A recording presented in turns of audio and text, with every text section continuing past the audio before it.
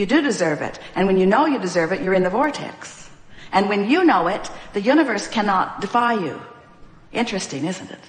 If you really want to understand purpose in the way that you felt it coming in, it's the difference between the way you feel when you're going on vacation and the way you feel when you're going to work. Okay. In other words, we would like it if they felt the same to you, but in most cases they do not. Most humans outside the vortex would describe purpose as something that I should do for some cause or for some improvement.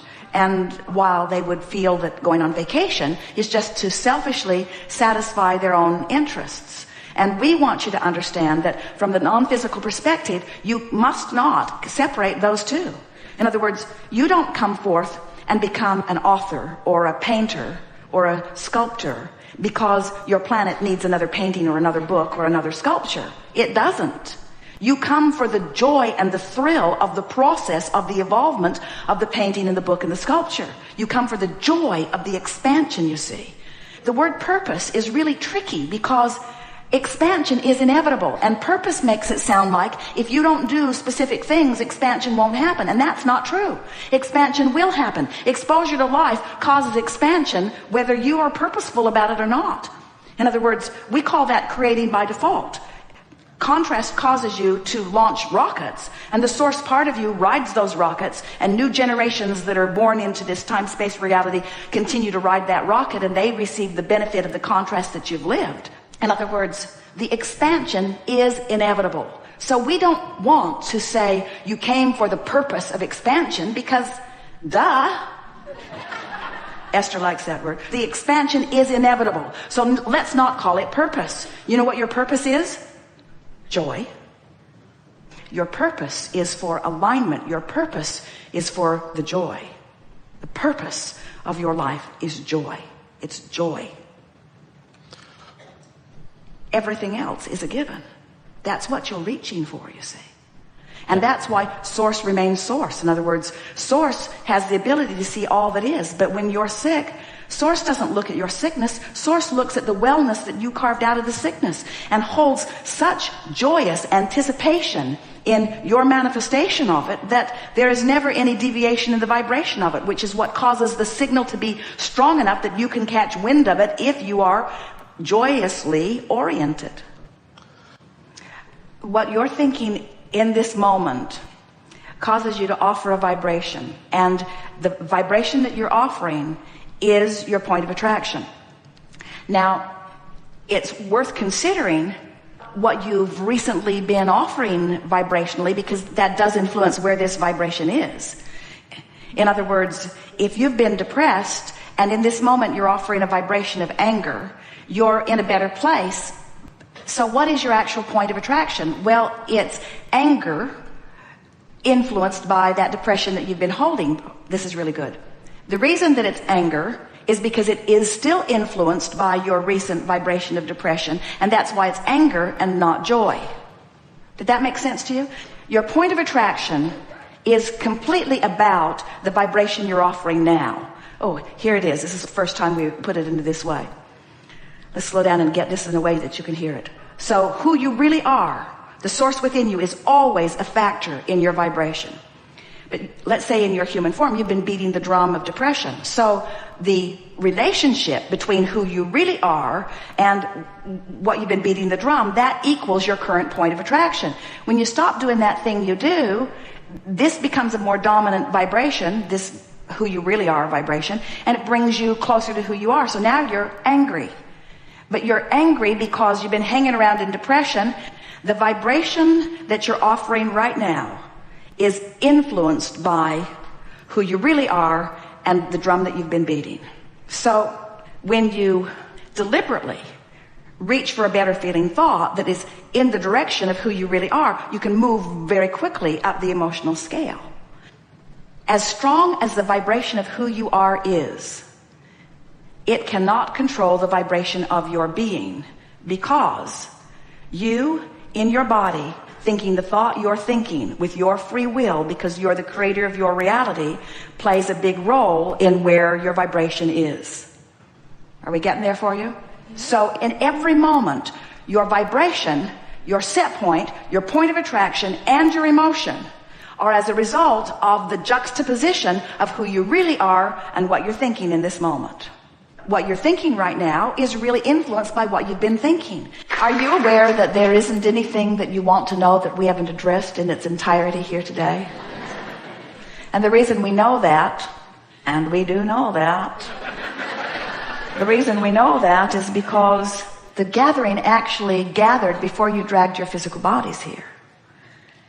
What you are living has queued you up for what you are wanting to know. And this combination of people who have come forward and conversed with us was the best probability from all that we knew about what you were wanting to know to bring you to the place of greatest clarity in the speediest manner. It is our desire that you leave this gathering with just a very short list of intentions.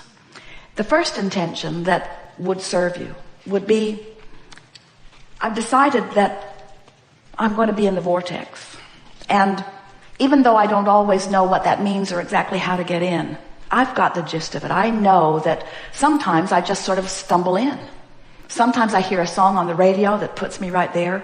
Sometimes I remember making love to someone and it puts me right there. Sometimes I remember a beautiful view or something that someone said and it puts me right there.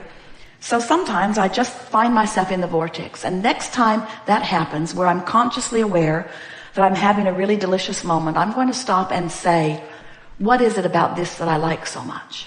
Jerry and Esther have taken to that. They'll be often in a restaurant or sometimes moving down a highway, and they will find themselves just feeling so good that they will want to exaggerate the aspects of the moment in order to milk it just a little longer. Sometimes someone will offer them a compliment or a gift or a letter, and they will talk about it and talk about it and talk about it and talk about it. Sometimes they will read your letter 10 times because it felt so good the first time. Why not do it again? In other words, milking the moment of being in the vortex for the singular intention of practicing the in the vortex vibration. So when you find yourself there and you practice the vibration of it, now you find yourself more often hovering, if not near the vibrational doorway of the vortex. And as you hang around in this vibration of hope, in this vibration of optimism, in this vibration of positive momentum, what happens is your vortex just takes you in again and again and gives you evidence of your alignment, which then you want to talk about and milk further still. If we were standing in your physical shoes and we found ourselves in the midst of negative emotion, we'd poke at it momentarily just to see if we could squeak one more little burst of power from it. And then we would say, I am now finished with this negative feeling and finished with this negative conversation and finished with this negative thought. In other words, we would literally bring ourselves into a position of decisiveness or determination. I'm going to be in the vortex. I'm going to be in the vortex because it's who I was born to be. And I've put so much there already as a result of the life experience that I've lived that now my best work is from inside the vortex. If we were standing in your physical shoes, interacting with the many people that you have moving in and out of your life, we would decide that we want to be beneficial uplifters to anyone who crosses our path, especially little ones. And we would decide that since words don't teach, and since people are in all kinds of different vibrational proximities to themselves and to us, we would decide that we are going to express our knowing through the clarity of our vibrational projection. We would say things to ourselves. Probably isn't necessary or even a good idea to say it out loud to too many people who don't understand what it all means anyway. But our mantra to ourselves would be, I'm going to radiate my perspective from inside the vortex. I'm going to do 100% of my calling of people when I'm sure I'm in the vortex. I'm going to write 100% of my emails when I'm sure that I'm in the vortex. I'm going to have 100% of the conversations with the people I love, my children, my mate, the people I work with from inside the vortex. And if I am wondering whether or not I'm in the vortex or not, I'm going to hold back and remain silent and look for an opportunity to be in. I am going to be the blabbermouth of all blabbermouths from inside the vortex. And I'm going to be very silent when I'm aware that I'm not in the vortex. No more am I going to defend or justify my experience or try to prove myself right or make others understand my position, because I now understand the futility of anything that I'm doing or saying or thinking while outside the vortex. I have made a decision right here, right now, that I am going to the best of my ability, moment after moment, I'm going to be in the vortex. And in making that decision, it is our promise to you that you will find yourself there 10% more tomorrow than you were today. And the next day, 10% more, until within a matter of 10 days, maybe 2 weeks at most, you will have moved your position from mostly outside the vortex to mostly inside the vortex. And what that means from a manifestational standpoint is things that you have been waiting for a long time are going to begin to show up, and show up fast. What it also means is your level of joy is going to begin to soar in unexpected ways. Your ability to think will become clearer, and people will be quite amazed at the clarity of your being. Your physical apparatus will begin to come into alignment. Medicines that you've been using will become unnecessary. Conditions of your body that have been unpleasant will begin to fall away. Muscle toning will begin to take place. You will begin to breathe more deeply. The metabolism of your body will come into alignment. Every relationship that you have will find improvement in it. Your ability to perceive what's going on in this planet will be moved to new heights. And your ability to create whatever you are wanting, whenever you are wanting it, will become apparent not only to you, but to others who are looking at you. You are the creator of your experience, and you now understand the laws of the universe, the guidance system within you, and the vortex where all cooperative components are assembled. You now are personally empowered to be or do or have anything that you choose. And it is our desire that you understand that that is precisely as you have intended it to be. You have the full resources of all that is backing you up. There is no holding back on your behalf. Anything that you ask for, we are all queued up in ready assistance about. But the work has been already done by you, save this last little piece of making sure that you're in the vortex. Nothing matters more than the way you feel.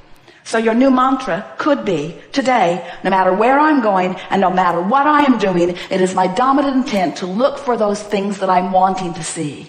For I am one who compliments. I am one who appreciates. I am one who loves. It is my natural heritage. It is who I am. We have enjoyed this interaction more than words can convey. And we are appreciating beyond your ability to even feel fully the power of your probing into the contrast of your environment and the motion forward that it has provided for all of us. There is nothing that any of us need to do, but we all continue to exist because life feels so very, very good. There is great love here for you. And as always, we remain in the vortex.